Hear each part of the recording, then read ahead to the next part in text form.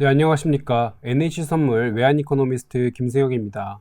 금번 NH선물 엔세이 2부에 참여해주신 모든 여러분께 진심으로 감사드립니다. 저희가 1부 시간에는 에너지, WTI와 천연가스 관련된 얘기를 좀 나눠봤습니다. 근데 일부 많은 분들께선 사실 이쪽 섹터뿐만이 아니라 산업금속과 기금속 섹터 관련된 얘기도 많이 이제 궁금해 하세요. 그래서 저희가 산업금속과 귀금속 관련된 이후에 4분기 전망을 어떻게 볼 건지를 주제로 가져왔습니다. 저희가 FICC 리서치를 총괄하고 계신 황병진 연구원님을 다시 한번 모셨습니다. 네, 안녕하세요. 네, 안녕하세요. 네, 저희가 1부 시간에 잘 들었는데 2부 산업금속과 기금속을 말씀 주시려고 하고 있는데 좀 어떻게 보고 계세요? 네, 결론부터 일단 말씀드리면 산업금속과 기금속 섹터는 단기적으로는 아직은 좀 불확실성이 완벽하게 해소된 건 아니다라고 보지만 4분기 중에 저점을 재확인하면서 장기적인 관점에서는 이제 다시 또 상승세로 가지 않을까라고 보는 섹터가 이제 산업금속과 기금속 섹터입니다. 그런 부분에서 산업금속 섹터 먼저 말씀드릴까요? 네, 좋습니다. 네, 산업금속 섹터는 저희가 장표에서 보시다시피 통상적으로 구리라고 하면 저희가 닥터코퍼라고 많이 알려져 있습니다. 닥터코퍼라고 사실상 부르는 이유가 글로벌 경기 선행지수랑 상당히 동행하는 자산이다라는 건데요. 최근까지 중국이라든가 전 세계 그런 G20를 중심으로 해서 글로벌 경기 선행지수는 상반기 때까지만 하더라도 경착륙, 하드랜딩에 대한 그런 공포들이 있었던 것과는 다르게 하반기 들어와서는 중국도 그래도 사실상 미미하긴 하지만 리오프닝이 되었고, 또한 미국 역시 그래도 경기에 대해서 경착륙 우려보다는 연착륙 기대감이 좀 확산이 되면서 경기 선행지수가 올라가고 있습니다. 그 점은 분명히 산업금속 섹터가 하반 경직성은 상당히 강하다라고 하는 건데, 하지만 아직까지는 이 경기 선행지수라든가 아니면 경기 연착륙에 대한 기대만큼 산업금속 섹터가 올라가지는 못했던 것 같아요. 그런 가장 대표적인 이유는 저희가 이벤트적으로 보면 중국의 부동산 위기를 저희가 한 번 더 겪었다라고 하는 건데요. 근데 이제 산업금속 섹터를 보실 때 중국 하나만 보실 거냐라고 하는 부분에서는 저는 이제 중국이 차지하는 그런 영향력은 과거보다는 그래도 좀 낮게 보셔도 된다라고 생각합니다. 그 이유가 결국은 에너지 전환과 사실상 맞물려 있는데요.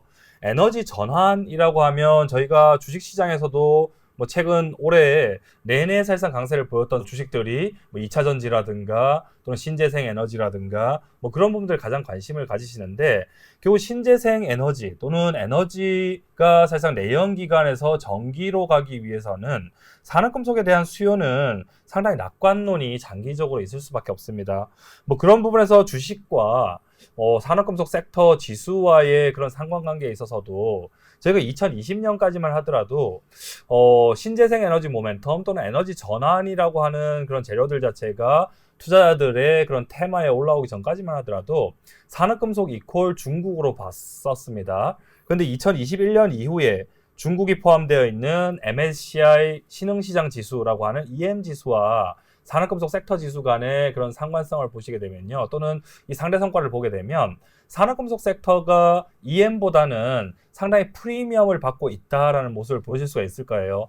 그 말은 과거까지만 하더라도 중국 하나만 봤어야 됐기 때문에 결국 중국 안 좋으면 산업금속 안 좋고 중국 좋으면 산업금속이 상당히 좋은 모습들이 나타났었는데, 오히려 2021년부터는 이 MSCI EM보다는 오히려 MSCI ACWI라든가 MSCI DM 선진시장 주가지수와 그런 상대 성과 자체가 더 안정적으로 사실상은 동행하는 모습들이 보이다 보니까 지금 현재 지난해까지는 산업금속 섹터 지수가 MSCI ACWI랑 상당히 잘 연동돼서 좀 움직였었는데, 올해는 주식시장은 상승을 하고 산업금속 섹터는 일부 좀 하락했다라고 하는 관점에서 봐주시면 산업금속 섹터가 상대적으로 바닥이 상당히 견고한데 아직은 올라가는 힘 자체가 아직은 좀 마련이 되지 않았다 정도로 보시면 좋을 것 같아요. 그 점에서 저는 구리 가격이라든가 산업금속 섹터에 대해서는 바닥이다라고 하는 관점을 좀 대응하실 필요가 있겠고요. 하지만 단기적인 관점에서는 아직 상승 탄력이 크지 못한 부분은 결국 경기 선행지수는 상승을 해왔는데 오히려 저희가 제조업 단에서 아직은 제조업 PMI가 50포인트를 하회를 하고 있다 보니까 전 세계 제조업이 아직은 연착륙 기대가 있음에도 불구하고 좀 불황 상황이다라고 하는 게 좀 산업금속 섹터를 좀 압박하는 요인이었다라고 좀 보고 있고요. 또한 중국의 제조업이 저희가 7월달 또는 8월달까지는 조금 안 좋은 모습들이 보이다 보니까 중국 제조업 PMI도 50을 하회하고 있던 부분들 자체가 당장은 산업금속 섹터에 힘을 실어주지는 못하는 것 같습니다. 플러스 알파로 중국 이번 달 나온 PPI라든가 CPI는 다시 좀 디플레이션 공포를 일부 줄이긴 했지만 그리고 중국의 경기가 일본처럼 잃어버린 30년 가지 않을까라고 하는 걱정들이 최근에 중국 비관론으로 사실상 나오면서 산업금속에 좀 악재로 좀 작용하고 있는 부분은 단기적으로는 바닥은 맞지만 세게 올라갈 만한 재료는 좀 없어 보인다라고 하는 부분인데요. 하지만 이제부터 바닥이라고 하는 관점에서 저희가 이제 접근을 할 때는 그래도 그나마 크지는 않지만 기대할 수 있는 부분들을 좀 보실 필요가 있는 것 같아요. 첫 번째로는 중국 당국이 올해 상반기까지만 하더라도 중국이 3월 양회에서 올해 성장률 목표를 얼마로 제시했던 건가요? 저희 5%로 그죠. 제시한 걸로 알고 있습니다. 5% 내외로 제시를 하면서 시장에서는 상반기 때는 중국에 대한 기대감이 없을 수밖에 없었던 게 중국이 올해 성장률 목표가 5% 내외만 제시를 했어? 그러면 지난해 제로 코로나 정책 때문에 아무것도 안 했던 거 감안하면 그 기저효과로만 5% 내외 정도 성장률은 아무것도 안 해도 사실상 할 것 같은데 라고 하는 그런 실망감이 있었다라고 보면 특히 중국의 지표들이 최근에 안 좋아지다 보니까 그나마 지표는 안 좋아서 가격이 빠져야 되는데 가격이 세게 안 빠지는 이유가 6월달 이후부터는 중국이 매달마다 또는 빈번하게 미미한 수준이긴 하지만 경기 부양을 시도를 하고 있는 모습들이 나타나고 있기 때문입니다. 그래서 이런 경기 부양책들이 나오다 보니까 결국은 바닥은 상당히 단단한데요. 여기서 플러스 알파로 산업금속 섹터의 상단을 아직은 좀 막고 있는 재료들이 뭐냐라고 하면 저는 중국 자체의 문제도 있긴 하지만 결국은 미국의 긴축이 장기화되고 있는 게 가장 큰 이슈지 않나라고 생각을 합니다.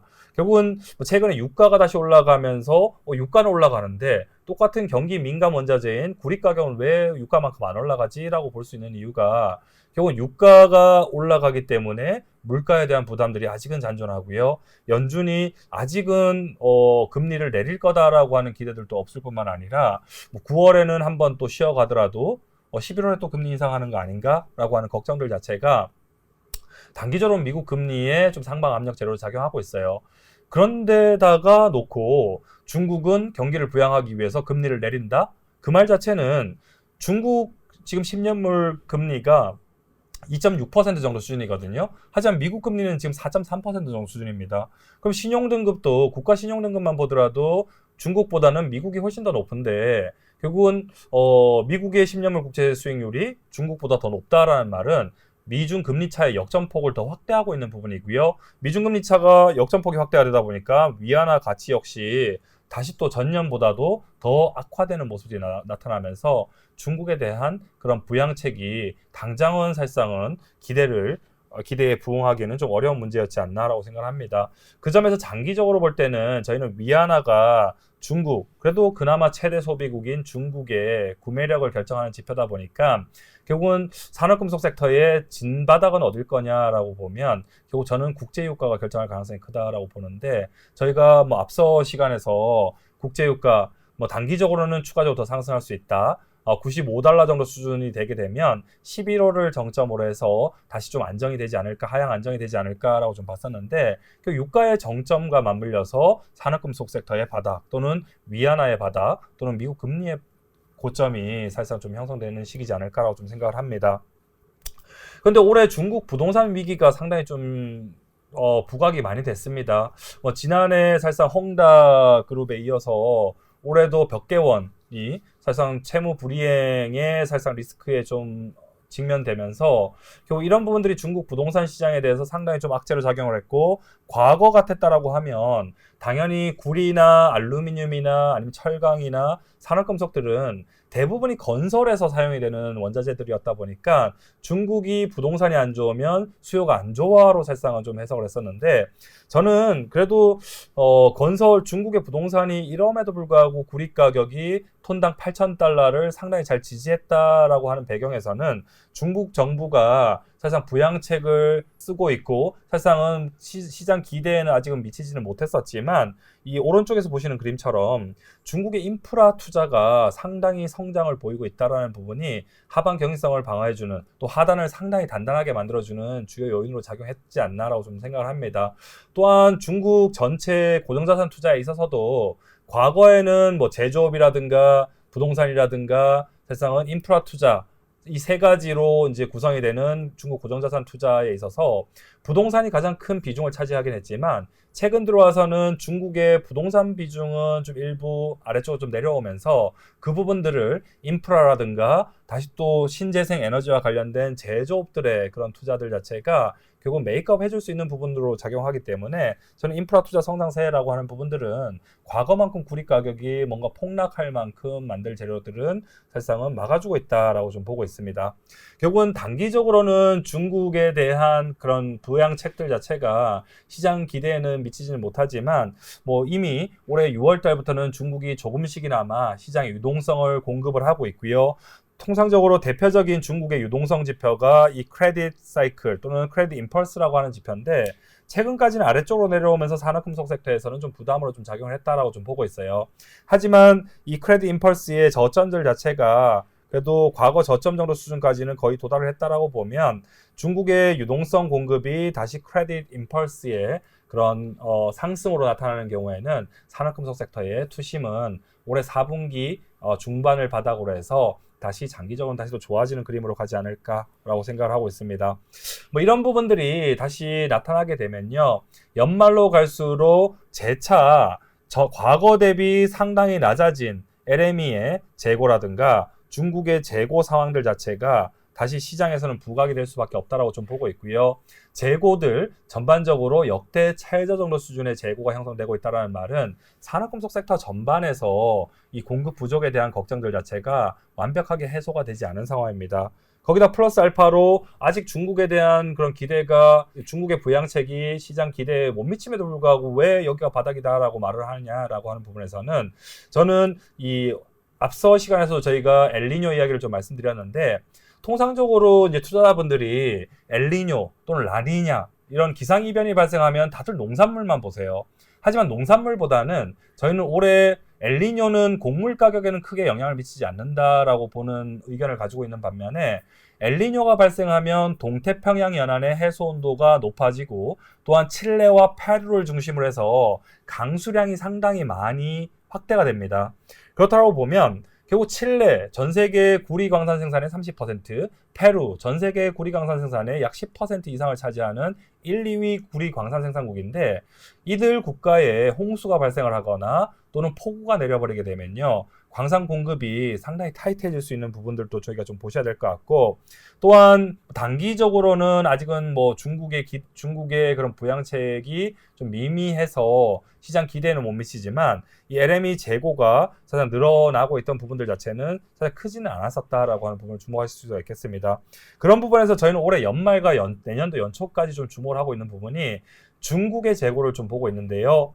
중국의 뭐 경기와 관련 없이 중국 지금 구리 재고 같은 경우에는 역대 최저 정도 수준에서 상당히 타이트한 수준입니다. 그러면 중국은 이런 부분들이 경기가 좋아져야지만 다시 또 재고를 늘리냐라고 하면요. 매년 1분기 계절성을 봐주시면 중국은 통상적으로 재고를 리스타킹을 합니다. 그럼 8,000달러 정도 수준의 구리 가격은 상당히 강한 하반 경직성을 가지고 있을 수 있는 이유가 오른쪽 그림에서 보시다시피 최근에 중국 내에 구리 현물 프리미엄이 재차 상승을 시도하고 있다는 말은 이 가격에서 중국 매수 그런 실물을 매수하는 업자들 같은 경우에는 저가 매수세를 유입을 하고 있다라고 하는 부분이고요. 내년도 1분기까지 다시 중국의 리스타킹 모멘텀들을 보게 된다면 저는 뭐 4분기 단기적으로 뭐 세게 오를 가능성들 자체는 좀 제약은 있긴 하겠지만 연말 연초를 기해서 구리 가격 또는 산업금속 가격에 대해서는 좀 긍정론들이 나올 수 있다라고 좀 보고 있습니다. 뭐 국제구리연구학회 역시 올해까지는 공급 부족에 대한 전망을 가지고 있는데다가 올겨울에는 다시 한번 또 주목을 해야 되는 게 알루미늄 시장도 주목하실 필요가 있습니다. 알루미늄 시장은 통상적으로 생산 원가의 40%가 에너지입니다. 에너지 가격이 올라가게 되면 알루미늄의 생산 원가가 올라간다라는 이슈도 결국 알루미늄 가격이 올라갈 거다라고 하는 부분이고요. 또한 런던 금속거래소의 재고가 상당히 타이트한 수준이긴 한데 그 재고마저도 최근 데이터에 따르면 러시아산 금속의 비중이 80% 이상입니다. 결국 러시아산 비중이 80% 이상이라는 말은 뭐 미국의 러시아 제재에 따라서 시장에 실물 소비하는 업체들 자체가 결국 러시아산 알루미늄에 대한 그런 기피 현상들이 있어서 재고가 일부 런던 금속거래소로 들어왔을 뿐이지 결국 실물 시장은 상당히 타이트하다라는 상황들이 형성이 되게 된다면 저희가 단기적으로는 이 매크로 불확실성 때문에 산업금속 섹터 전반이 조금 상승하는 거는 좀 약간은 지연되고 있는 부분이긴 하지만 이런 부분들이 단기 불확실성 요인들이긴 하지만 장기적인 관점에서는 신재생 에너지향 또는 에너지 전환의 그런 수혜 속에서 장기 수요 낙관론까지 감안하게 되면 산업금속 섹터 사실상은 4분기가 저점이 될 거다라고 좀 보고 있고요. 장기적인 관점에서는 좀 긍정적인 부분으로 다시 한번 보실 필요가 있겠다라고 좀 생각을 하고 있습니다. 그 부분에서 뭐 단기적으로 좀 투기 세력들 입장에서는 조금 순매도 포지셔닝을 해왔는데 뭐 8,000달러대 초반에서는 구리 가격에 대해서 쇼커버링이 지속적으로 좀 눈에 띄고 있다라는 부분은 좀 정리해 드릴 수 있겠습니다. 네, 우선 산업금속 섹터에 대한 4분기 전망을 말씀을 해주셨는데요. 바닥은 견고하게 지지되고 있다. 그렇지만 상승 탄력이 세게 오지는 않을 거다. 그거에 따라서 우리가 중국과 미국, 예를 들어 중국 같은 경우에는 부동산 이슈가 최근에 세게 들어왔고 미국 같은 경우에는 긴축 장기화 가능성이 아직까지는 남아있다. 이런 부분들을 같이 좀 언급을 해주셨어요. 다만 뭐 그렇게 보면 11월 정점, 11월 유가 정점일 때 좀 다시 한번 볼 수 있는 섹터가 11월까지는 좀 에너지 가져가시다가 11월 또 이 유가 정점 부분에서는 다시 산업금속 바닥 관점으로 대응하셔도 상당히 좋은 전략이 되겠죠. 네, 우선은 그럼 산업금속 관련된 얘기는 여기까지 들어보도록 하고요. 저희가 사실 산업금속과 항상 같이 궁금증을 많이 유발하고 있는 게 귀금속 섹터잖아요. 맞습니다. 그래서 최근에 이제 금이라든지 은 등 귀금속 섹터에 대해서는 좀 어떻게 보고 계신지 한번 들어보도록 하겠습니다. 네, 저희가 뭐 지난번 세미나에서 귀금속 이야기를 말씀을 드릴 때 귀금속 쪽에서 저희가 가장 좀 주목을 했던 게 올해는 지난해는 연준이 공격적인 긴축을 해왔었고 이런 부분들이 긴축 사이클에서는 귀금속 섹터가 가장 좀 부진한 수익률을 보였었기 때문에 올해는 점진적으로 연준의 통화 정책이 이제 긴축의 마무리 국면으로 가게 되면 귀금속은 여기가 세상 바닥이 될 거고 장기 강세 사이클로 들어갈 거다라고 하는 전망을 말씀드렸던 것 같아요. 그런데 생각보다 이 귀금속의 강세 사이클 진입이 다소 좀 지연이 되고 있는 그림들이 계속 나오고 있고 금 가격이 올해 5월 달까지만 하더라도 온스당 2,080달러 선 사상 최고치를 기록하고 나서 5월 이후부터는 2,000달러 밑으로 빠져서 온스당 1,900달러에서 2,000달러 구간 내에서 좀 바닥만 계속 확인하고 있는 모습들이 나타나고 있어요. 그래서 그런 부분에서 보게 된다면 바닥은 이미 좀 확인을 여러 차례 하고 있는데 귀금속 특히 금 가격이 아직은 좀 상승이 좀 막혀있는 그림들이 나오고 있는 이유가 뭔가를 먼저 살펴봐 주시고 저는 4분기에 금도 구리와 마찬가지로 저가 매수 관점으로 장기 투자 베팅 한번 해보자라고 좀 말씀드리고 싶은데요. 통상적으로 저희가 금에 투자하는 대표적인 이유가 뭘까라고 보면 안전자산이자 인플레이션 해지 자산이기 때문입니다. 그럼 안전자산은 언제 투자하는 거냐라고 하면 저희가 어디에 사고가 났다, 어디에 뭔가 전쟁이 났다, 뭐 이럴 때만 안전자산 수요가 나오는 게 아니라요. 안전자산의 대표적인 프락시는 결국은 미국의 10년물 국채 수익률이다라고 보시면 좋을 것 같아요. 결국은 채권으로 자금이 들어오느냐 아니면 채권 시장이 강세일 때 결국 안전자산 수요가 유입이 되면서 채권 시장이 강세를 보이게 되는 거고 뭐 그런 부분에서 최근까지 미국의 10년물 국채 수익률이 4.3%까지 오히려 올라가 버렸다라고 하는 부분은 최근까지 안전자산의 수요가 없었기 때문에 금 가격의 강세 사이클 진입이 좀 지연될 수밖에 없었던 첫 번째 요인인 것 같습니다. 두 번째는 인플레이션 해지 자산이라고 하는 부분에서 여전히 인플레이션 되게 높다라고 하는데 왜 인플레이션 해지 안 먹히지라고 하는 부분은 이 인플레이션을 잡기 위해서 연준이 공격적인 긴축을 해왔고 아직까지는 긴축의 끈을 놓지 않고 있기 때문이다라는 부분인데요. 그 프락시 지표로 가장 잘 보실 수 있는 지표가 미국의 10년물 그런 팁스라고 하는 물가연동 채권의 금리를 봐주시면 좋을 것 같습니다. 뭐 작년 연말부터 올해 연초까지 이 팁스 수익률이 일부 하향 안정화되면서 금 가격이 5월 달까지 오르는 요인들로도 좀 작용을 했었는데, 사실상 뭐 최근 들어와서 오히려 다시 또 긴축이 장기화되는 요소들이 나오다 보니까 인플레이션 해지도 지금 막히다 보니까 달러 강세까지 맞물리면서 금 가격, 은 가격 같은 경우에는 이 안전자산이자 인플레이션 해지 자산의 역할을 하지 못하고 장기 강세 사이클로 진입하는 게 좀 지연이 될 수밖에 없었지 않나라고 생각을 합니다. 하지만 저희는 결국은 올해 하반기, 남아있는 하반기 동안 가장 좀 주목을 하셔야 되는 거는 결국 연준의 통화정책 긴축이 언제 끝나느냐가 가장 관건이 될 것 같고요. 결국은 9월 FMC에서는 동결 전망이 우세합니다. 근데 지금 시장의 관심은 9월 FMC보다는 9월 FMC 끝나고 나오는 성명서상의 점도표죠.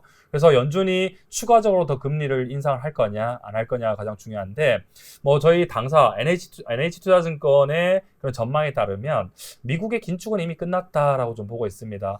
근데 11월까지는 좀 시장에 경계감이 있다라고 보면 긴축이 이제는 끝나간다라고 하는 부분에서는 기금속, 특히 금 가격의 바닥은 거의 뭐 여러 차례 확인이 됐다라고 볼 수가 있겠고요.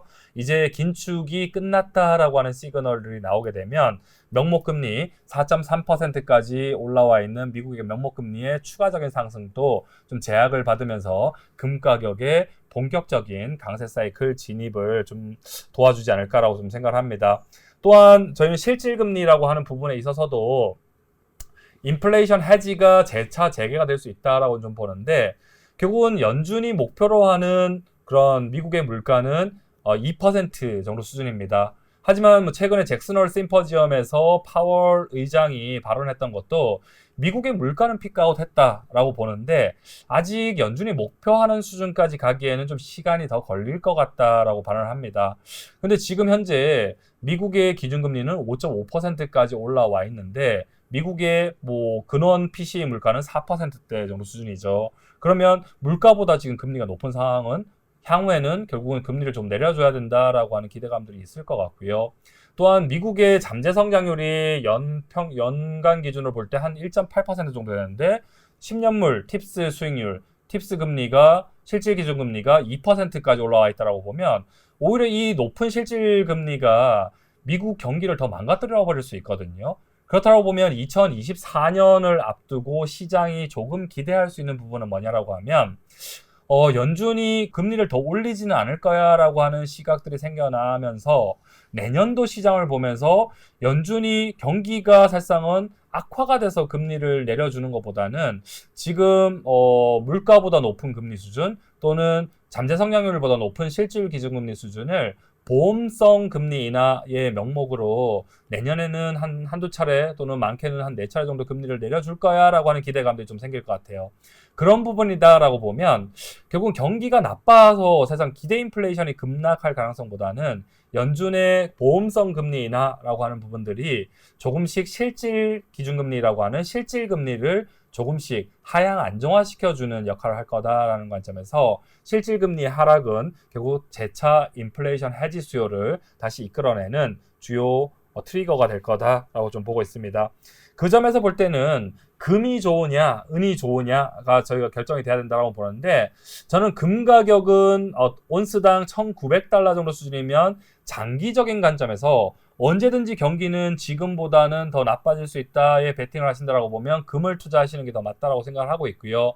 하지만 단기적인 관점에서 이제는 통화정책 긴축이 끝났다, 실질금리가 조금 내려갈 거다를 보신다라고 보면 저는 연착륙 기대 속에서는 금보다는 단기 투자 성과는 은이 훨씬 더 좋을 거다라고 하는 뷰를 말씀을 드립니다. 왜냐하면 통상적으로 실질 기준금리와 특히 실질금리와 골드 실버 레이쇼라고 하는 부분은 동행하는 경향이 있기 때문에 실질금리가 이제는 고점을 찍고 조금씩 반락하는 구간에서는 골드 실버 레이쇼, 금과 은 가격 간의 교환 비율이 같이 하락을 하면서 금보다는 은의 성과가 더 좋은 모습들이 나타나게 될 거고요. 저는 뭐 이런 부분에서는 은이 좀 더 싸 보인다라고 하는 말씀을 드립니다. 또한 그러면 달러화가 여전히 뭐 더 강세로 가지 않는다고 하더라도 빠지지 않으면 어떡하지라고 하는 걱정들을 할 수 있는데요. 달러화가 오히려 옆으로 기면 기금속 세터에 크게 영향을 주는 변수는 아니다라고 보고 있고, 오히려 달러화가 완만하게 또 강세를 가는 이유가 안전자산 선호 때문에 강세를 간다라고 보면 2019년이랑 비슷한 모습들이 나타날 것 같아요.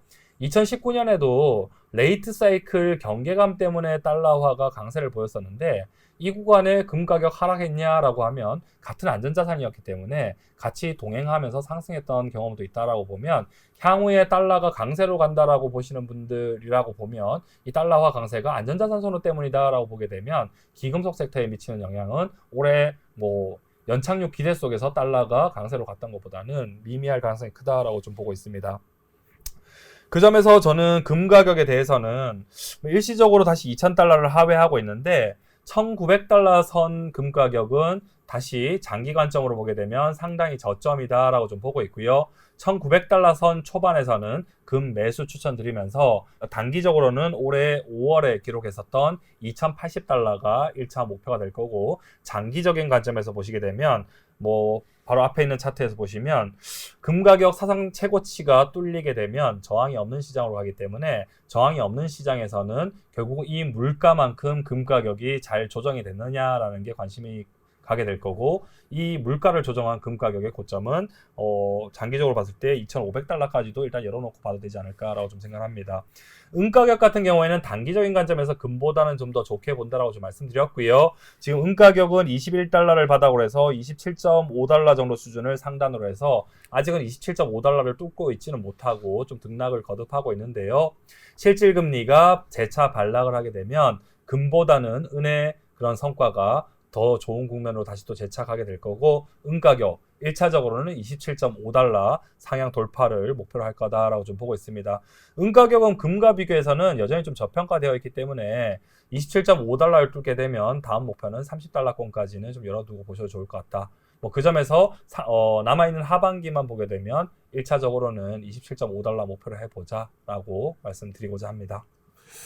네, 우선 여기까지 저희가 귀금속 섹터에 대한 얘기를 들어봤습니다. 큰 틀로 나눠보자면 금과 은이고 아무래도 금은 이제 바닥은 어느 정도 다졌고 그 이후에 상승 여력은 있지만 추가적으로 어디까지 상승할 건지에 대해서는 황병진 연구원님께서는 2080 정도가 상단이고 1900달러 정도가 하단이다 정도로 보셨고요. 그 다음에 은 정도 같은 경우에는 온스당 21달러 정도가 하단이고 27.5달러 정도가 상단이다 좀 이렇게 보셨습니다. 또한 금과 은을 비교했을 때 무엇이 조금 더 상승 여력이 단기적으로 높으냐라고 했을 때 아무래도 실질금리의 하락 국면 속에서 골드 실버 레이시오가 같이 하락한다라고 봤을 땐 아무래도 은이 조금 더 아웃퍼폼할 가능성이 높다. 좀 이렇게 정리를 해주신 것 같습니다. 그런 부분에서 저희가 또 이제 한 번 더 짚고 넘어가야 될 게 오늘 유가 이야기도 좀 말씀드렸지만 구리라든가 금이라든가 은 공통적인 키워드는 저는 연착륙일 것 같아요. 그래서 연착륙이라고 하는 기대가 지금처럼 계속 확산되는 국면에서 저희가 주식뿐만 아니라 채권 그리고 원자재 투자에 대해서 어떤 테마로 가져가야 될 거냐라고 하는 부분들이 남아있는 하반기에도 가장 시장의 관심사가 되지 않을까라고 좀 생각하고 있습니다. 네, 우선 이 세미나를 들으신 모든 여러분들께서도 경착륙이냐 연착륙이냐에 대해서 상당히 이제 고민이 많으실 것 같은데 연착륙 시나리오를 베이스로 했을 때의 현재 같은 어떤 흐름이 진행될 거다라고 개념을 갖고 계시면 투자를 하시는데 조금 더 도움이 되실 거다라고 판단하고 있습니다.